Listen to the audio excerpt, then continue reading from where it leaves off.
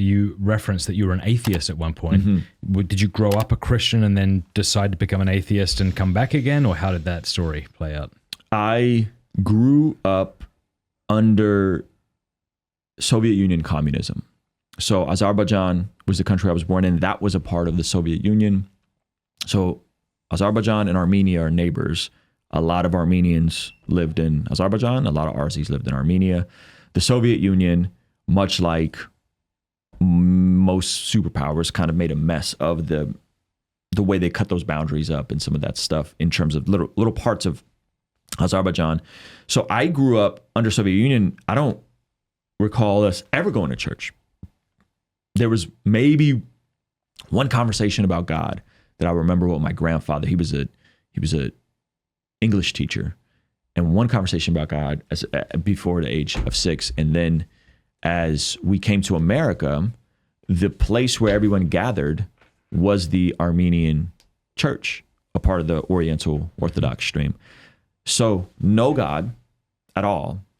Come to America, and now we're all going to church because that was the community hub. And then everyone is like, you don't know your ethnic identity. Armenia was the first Christian nation and all this history. So then it's more like images of Jesus on the cross and Virgin Mary and just the story. I'm like, why is he on the cross? Like, what is going on?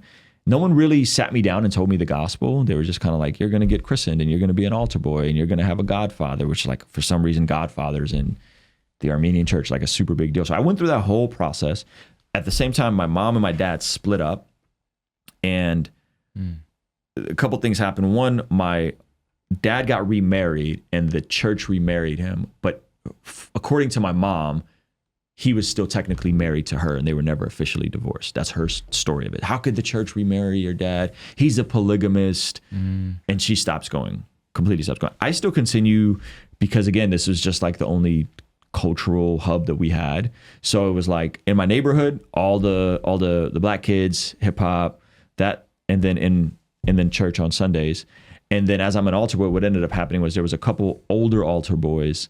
So I'm like 7, 8, 9 at this time. And there was some kids that were like early teens, like 13, 14. And unfortunately, they ended up sexually assaulting me. And that completely like caused a big mess in our community because it was framed as if I was the instigator of it. And that really did like a number on me. Did you believe that? I didn't know what to believe. I just remember one time someone asked me if I was gay. And I was like, what is that? Because the word gay in Russian kind of sounds like the word blue. And I was like, what? I like that color, like baby blue, голубой, I think is the word. I was like, I like that color. And they were like, oh, well, so-and-so is saying you're gay. And so long story, somehow this thing came out and it was like a big thing with all the parents, and the older kids made it seem like I was the one that like initiated all this when it was really them that like brought over gay porn and like just showed me all this stuff. And so I'm like 7 or 8. And the way the church handled it or not handled it, and the way the broader community, I definitely felt very scapegoated.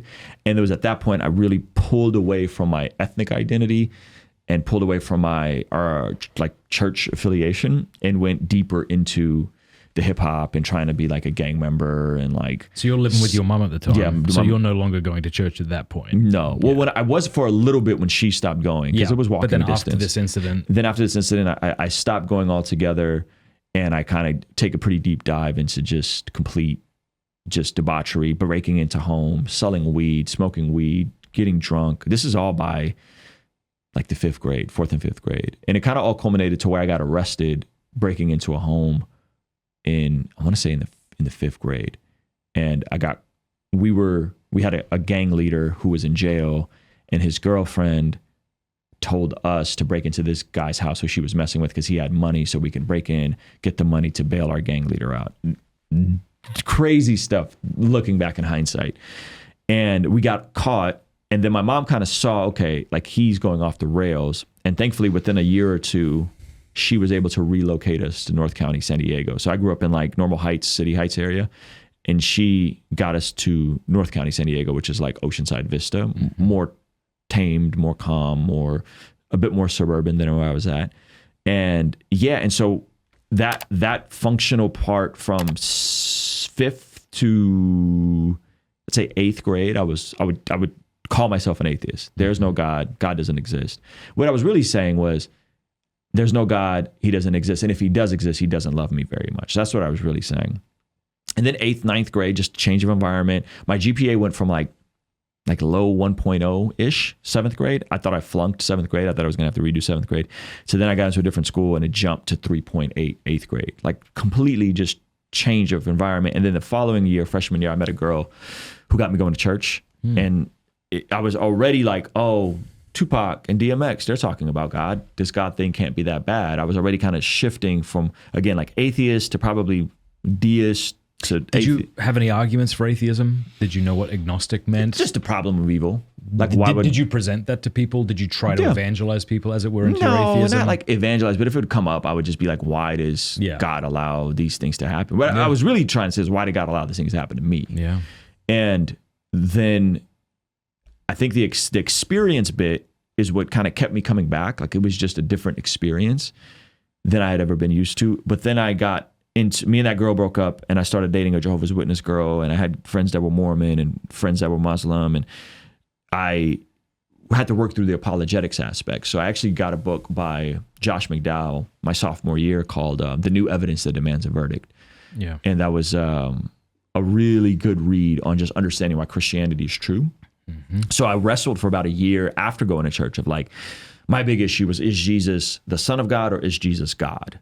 Is Jesus God? Is Jesus Yahweh in the flesh? And I had to like sort through that through reading The New Evidence That Demands a Verdict. And then once I kind of got that sorted out, then I was like, okay, I'm convinced Jesus is who he says he is. He is the beginning and the end. He is Yahweh in the flesh.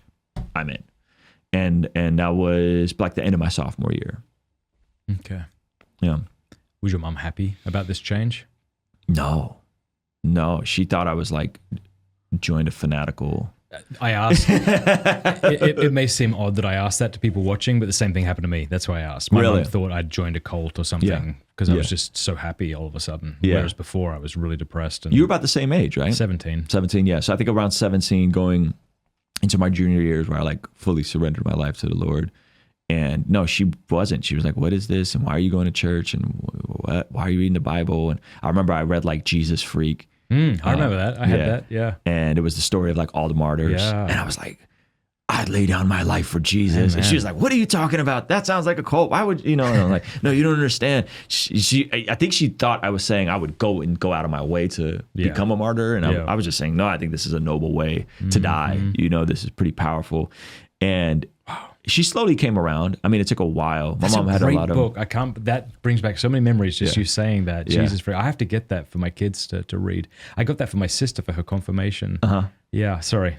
Yeah, that was a great book. That was a great book. Yes, short little stories of modern day martyrs. Yes, for those who are wondering. Yes, and I think there was one about like the first martyr. Like there was one about Stephen that was from Acts, and there was other ones. It was great. So I think she didn't like it, and then over time, I mean, she just dealt with a lot of alcoholism, a lot of substance abuse, and so. Were you an only kid? I was her only son. Okay. My dad remarried and had 3 kids, so I got a brother and sister, the twins. But in your home, it was you and your mom. Just me and my mom. Yeah. San Diego.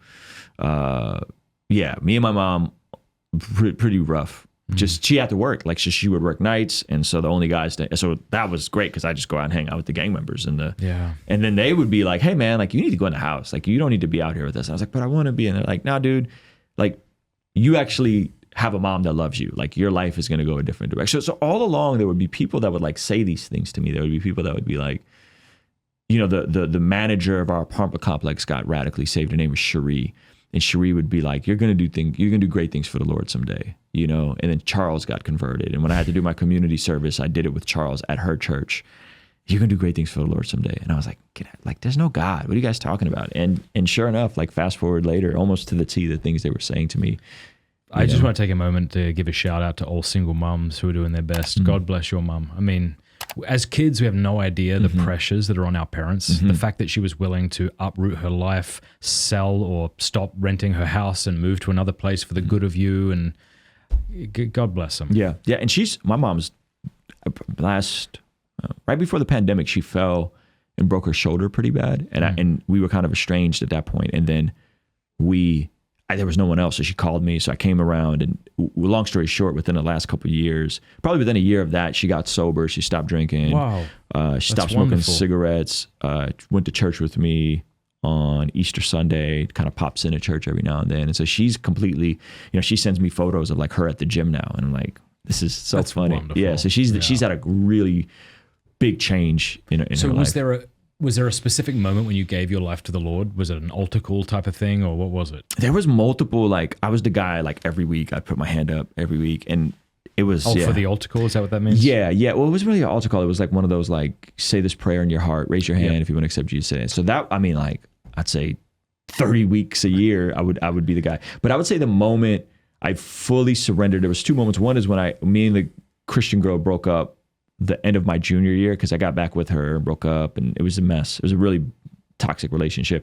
So when me and her broke up, that was like, okay, I'm done. And then subsequently, a couple weeks later, I attended one of those crusades, a Miles McPherson crusade. Okay. And I made like a public declaration and like came forward. And that was the summer of 2002. Yeah, the summer of 2002, right before my senior year. Hey, thank you so much for watching. Before you go, do us a favor, leave a comment, let us know what you thought of the video, like, and subscribe.